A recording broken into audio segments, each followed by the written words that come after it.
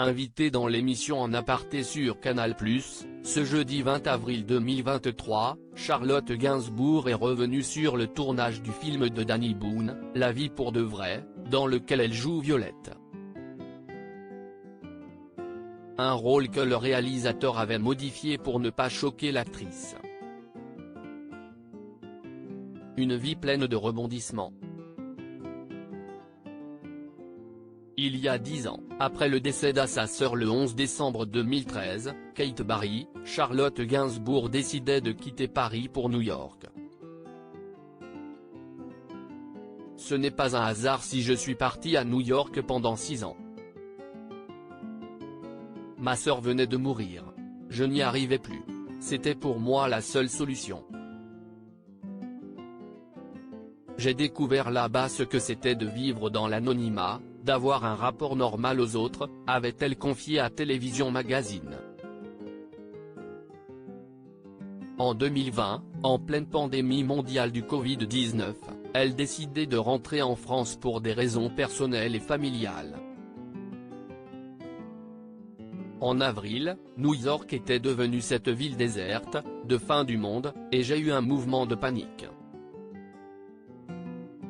Je me suis dit, assez de vivre tous séparés, j'ai besoin d'être avec Yvan, mon fils, ma mère, la mère d'Yvan racontait-elle à Madame Figaro, rappelant ainsi qu'elle s'est sentie coupable d'avoir tout plaqué. Si l'actrice de 51 ans avait quitté la capitale, avec ses 2 filles, pour les États-Unis, elle n'avait pas pour autant mis sa carrière entre parenthèses, bien au contraire. En effet, Charlotte Gainsbourg a enchaîné les films à succès et le dernier en date, Qui a tout pour plaire au public, est sorti en salle ce mercredi 19 avril 2023. Il s'agit du long-métrage réalisé par Danny Boone, La vie pour de vrai, et dans lequel elle donne la réplique, chaudement, à Kad Merad. Quand Danny Boone a peur de choquer Charlotte Gainsbourg.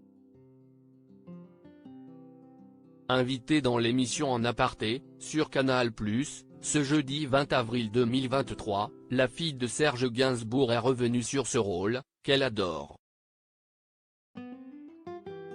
Je me suis tellement amusée, j'avais besoin de comprendre à nouveau que les tournages pouvaient être très légers et joyeux, sans se prendre au sérieux.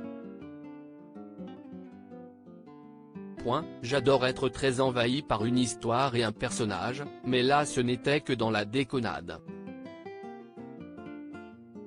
Même si je joue une femme pas très heureuse au moment où on la rencontre, si est ça qui me faisait rire, elle adore ça, elle est plutôt branchée Q, commence-t-elle par raconter à la voix off de l'émission phare de la chaîne cryptée.